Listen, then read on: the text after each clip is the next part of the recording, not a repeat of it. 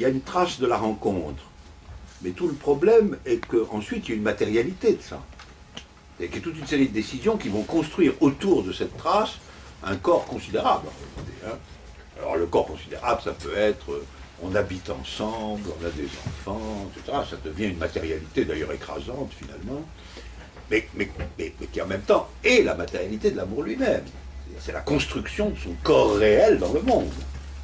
Sinon on resterait dans une vision platonicienne des choses où l'amour ne se réalise jamais finalement, où l'amour conduit à la mort.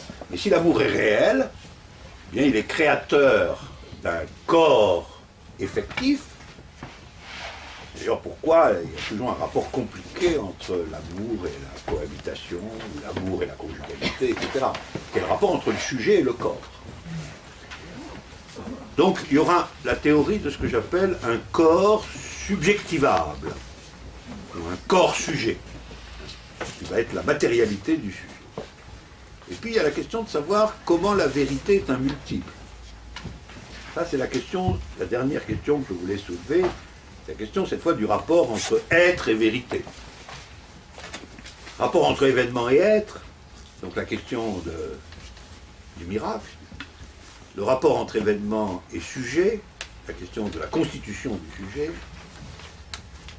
le rapport entre sujet et vérité, c'est la question du corps subjectif, du corps subjectivable, et puis finalement la question du rapport entre être et vérité qui nous ramène au point de départ. Si il y a des vérités, c'est qu'il y a un être des vérités. Et donc les vérités sont des multiples, elles-mêmes. Alors, on ne va pas. Les vérités, il faut aussi qu'elles aient un être. Il faut aussi qu'elles soient des multiples. Alors, quel type de multiplicité sont les vérités? Et là, je crois avoir montré que s'il y a un être des vérités, c'est que ces multiplicités sont des multiplicités génériques. Ça, c'est le mot qui est un concept fondamental chez moi. Ce sont des multiplicités génériques, c'est-à-dire des multiplicités dont les caractéristiques particulières sont minimales. C'est-à-dire des multiplicités le plus universelles possible dans là où elles apparaissent, là où elles sont construites. Le premier à avoir employé générique dans ce sens-là, c'est Marx. Parce que Marx a dit que finalement, le but du communisme, c'était la réalisation de l'humanité générique. Que le prolétariat était le représentant de l'humanité générique. C'est-à-dire de l'humanité sans propriété. De l'humanité qui n'est pas déterminée par ce qu'elle possède. C'est pour ça qu'il était très important de dire que le prolétaire n'a rien.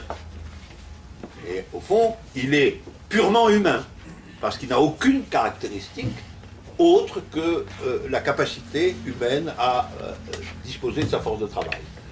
Et donc il était le représentant de l'humanité en tant qu'humanité.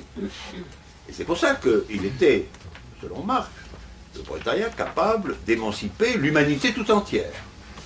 Parce que s'il s'émancipait, lui, comme il était l'humanité générique, il émancipait l'humanité tout entière. Alors je reprends cette idée du générique en l'élargissant complètement et en disant une vérité, c'est à l'intérieur d'une situation particulière, toujours particulière, et sous l'effet d'un événement, la production d'une multiplicité générique.